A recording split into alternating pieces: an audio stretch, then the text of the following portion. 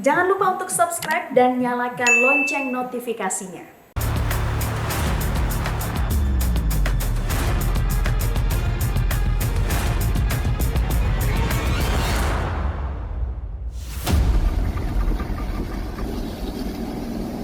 Kalau di air ini tidak bisalah kita saling tolong-menolong. Kita harus bisa menyelamatkan diri sendiri. Selalu ada satu perahu yang dikorbankan agar fokus konsentrasi aparat di Indonesia dan juga Malaysia itu kepada perahu yang tenggelam. Padahal ini adalah cara untuk meloloskan dua perahu yang lain.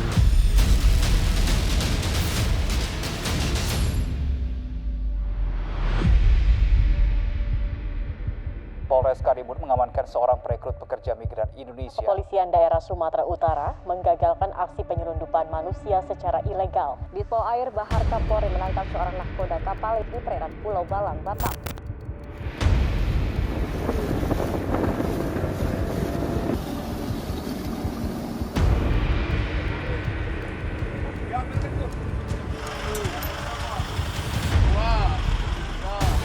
Sejak Januari hingga Agustus tahun ini, kasus pengiriman pekerja migran Indonesia secara ilegal bertubi-tubi digagalkan.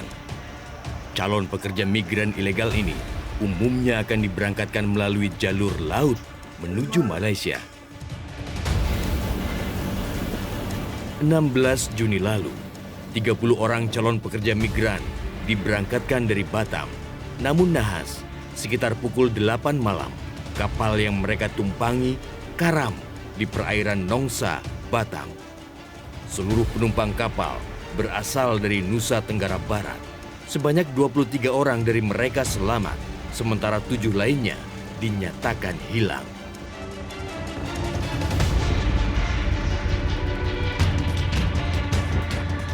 Kasus kapal pengangkut pekerja migran ilegal tenggelam di perairan Kepri dan Malaysia ini bukanlah kali yang pertama. Kawasan perairan Kepulauan Riau dan Malaysia menjadi zona paling mematikan bagi pekerja migran ilegal asal Indonesia. Tak terbilang lagi berapa jumlah warga negara Indonesia yang mati sia-sia demi mencapai daratan Malaysia untuk bekerja. Sahman, warga desa Rarang Tengah, Kecamatan Terara, Lombok Timur, adalah salah satu PMI yang selamat dari kapal karam 16 Juni lalu. Pada 18 Juli, Sahman bersama dengan 17 orang lainnya dipulangkan ke Lombok Tengah, Nusa Tenggara Barat.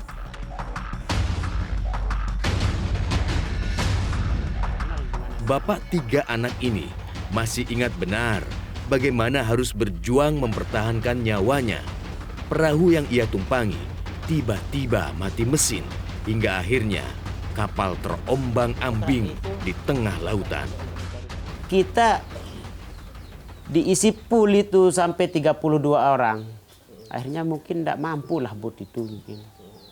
Ditambah lagi kena balokan kayu lah apa itu di dalam air. Matilah satu mesinnya. Dan teman-teman juga khawatir kan udah masuk air di bot yang pertama. Akhirnya pindah di bot yang kedua itu. Semua berpegangan di bibir bot itu. Nah, saya itu di paling akhir, di dekat mesin waktu itu.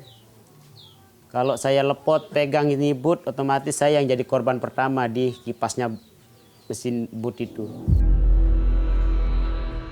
Berada di situasi antara hidup dan mati di lautan, Sahman mencoba menolong keponakannya yang turut serta dalam rombongan. Namun ia tak kuasa terus melawan arus pasang sehingga harus berenang sendirian. Saya lepas dengan keponakan saya itu. Setelah saya keluar dari dalam air itu, saya lihat tidak ada keponakan saya itu. Akhirnya saya tengok ke kanan, itulah saya lihat itu istri teman itu kan. Saya sempat saya tolong kasih napas lah gitu kan. Tapi setelah itu kan saya nak mampu, saya lagi ditenggelamkan lagi. Saya diginiin lagi sama kawan-kawan kan. Akhirnya saya tidak mampu, saya lepas. Mengaku tergiur bergaji besar dibanding penghasilannya di kampung, pria 35 tahun ini nekat berangkat ke Malaysia secara ilegal. Padahal kala itu, pemerintah Malaysia masih menutup pintu untuk pekerja migran. Mungkin tidak ada, soalnya kan kita berkeinginan kan cuman untuk mendapat penghasilan aja. Nah, kalau masalah janji-janji itu kan mungkin salah lah gitu kan. Kita tidak pernah dijanjikan. Cuman yang kita tahu dari kawan-kawan yang pernah kerja di sana kan gajinya lumayan. Akhirnya kita berkeinginan untuk masuk ke sana. Hanya untuk melunasi utang dan mencukupi kebutuhan sehari-hari. Sahman berangkat dari Lombok ke Batam bersama dengan 8 orang rekan dan keponakannya. Setelah 9 hari ditampung di sebuah hotel di Batam, mereka baru diberangkatkan bersama dengan kelompok lainnya hingga berjumlah 30 orang. Namun apa mau dikata, niat hati bekerja di perkebunan sawit Malaysia, namun bot yang ditumpangi Sahman dan rekan-rekannya justru karam setelah 30 menit melaut. Desa Rangrang Tengah di Kabupaten Lombok Timur memang dikenal sebagai lumbung pekerja migran. Sebagian besar warga di desa ini pernah merasakan hidup di negeri jiran Malaysia. Kisah sukses dari mulut ke mulut menjadi magnet bagi warga lainnya turut berangkat ke Malaysia. Demi mengentaskan diri dari himpitan ekonomi, jalan ilegal pun nekat ditempuh oleh sebagian warga.